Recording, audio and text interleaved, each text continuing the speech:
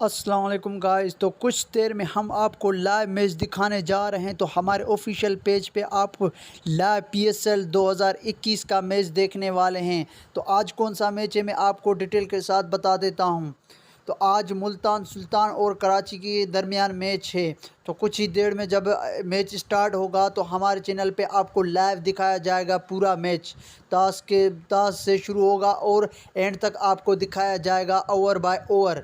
तो पूरा मैच देखने के लिए चैनल को सब्सक्राइब करके बेल आइकन को दबाएं ताकि जब मैच शुरू होगा तो आपके पास नोटिफिकेशन पहुंच जाएगा कि लाइव मैच चल रहा है। तो अगर आप मैच लाइव देखना चाहते हैं तो चैनल को सब्सक्राइब कर दें।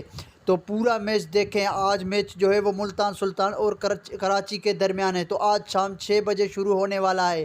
तो अगर आप भी देखना चाहते हैं तो यूट्यूब पे मेरे चैनल को सब्सक्राइब कर दें। तो आपके पास अगर सब्सक्राइब नहीं तो सब्सक्राइब कीजिए और पूरा मैच देखिए। तो मुझे इजाज़त दीजिए। खुदा हाफिज़।